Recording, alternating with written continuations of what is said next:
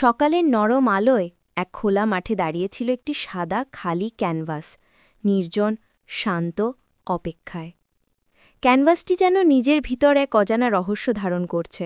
কোনো শব্দ নেই, তবে তার চারপাশের নিস্তব্ধতা যেন কিছু একটা ঘটতে চলেছে।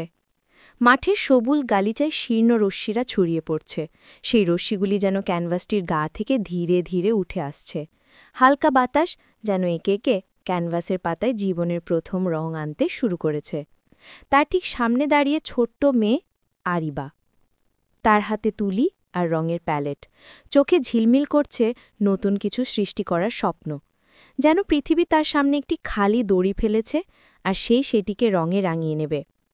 মেয়েটির চোখে যেন অজস্র স্বপ্ন ভাসছে, একে একে পৃথিবীকে সুন্দর করার স্বপ্ন। তার হৃদয় ছিল এক অদ্ভুত তাগিদ, যেন সে কোনো এক অজানা গল্পের সূচনা করতে যাচ্ছে। বাতাসে দুলে ওঠে তার চুল, যেন প্রকৃতি তাকে সঙ্গ দেয়। চলো শুরু করি। আরিবা প্রথম তুলির টানে আঁকে উজ্জ্বল সোনালি সূর্য। সূর্যটি যেন ক্যানভাসের মধ্যে জীবন্ত হয়ে ওঠে, তার আলোয় সমস্ত অন্ধকার ভেঙে যায়। সূর্যের রশ্মি যেন মিষ্টি সুরে ক্যানভাসের বুকে ছড়িয়ে পড়ে, আর ক্যানভাসের সাদা পর্দা একে একে সোনালি আলোয় ভরে ওঠে। এই সোনালি আলোতেই যেন সারা পৃথিবী অঙ্গীকার করতে চায়, আমি এখানে আছি, আমি সৃষ্টি হব। তারপর ক্যানভাস ভরে ওঠে গভীর নীল আকাশে। সেই আকাশ যেন কত কিছু ধারণ করতে পারে, অজানা চাহিদা, স্বপ্ন, প্রেম। মেঘগুলি যেন সেই আকাশে ভেসে চলেছে, এক একটা মেঘ যেন পৃথিবীর গোপন কথা বলে চলেছে। সবুজ ঘাসে ফুটে ওঠে নতুন জীবন, যেখানে প্রতিটি ঘাসের ডগা মৃদু হাসছে, এবং একে একে সেখানে ফুটে ওঠে রঙিন ফুল, লাল, নীল, হলুদ, বেগুনি, সবই যেন নিজেদের মধ্যে মেলবন্ধন ঘটাতে ব্যস্ত। প্রতিটি ফুল যেন কিছু একটা বলছে, আমি এখানে আছি, আমি তোমাদের জন্য তৈরি। আর তারপর এক সরু বাঁকানো পথ ক্যানভাসে উঠে আসে। পথটা যেন নিজে থেকেই এক অজানা স্থান, সেখান থেকে কোনো এক নতুন দিগন্তের দেখা আসছে।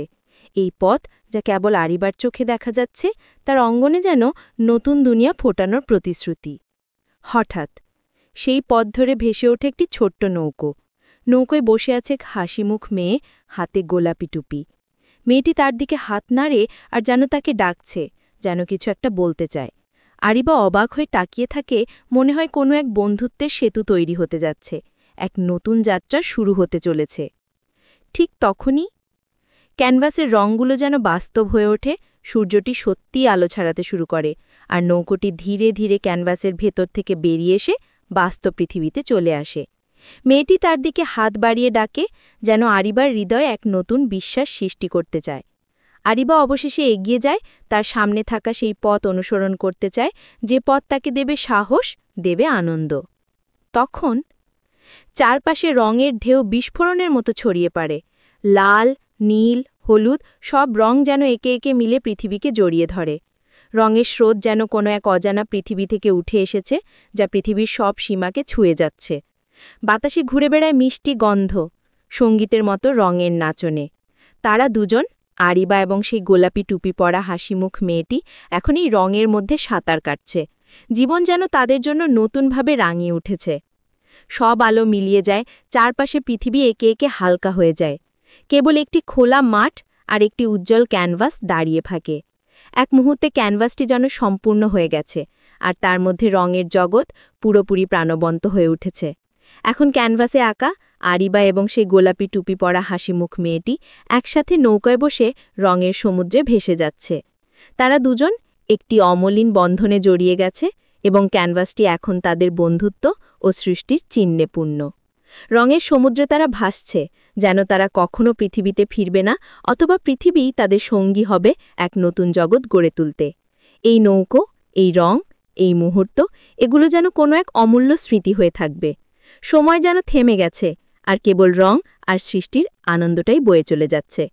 মাঠটি সেই সাদা ক্যানভাসের মতো এখন শান্ত হয়ে দাঁড়িয়ে থাকে, এবার আরেকটি সৃষ্টি অপেক্ষায়।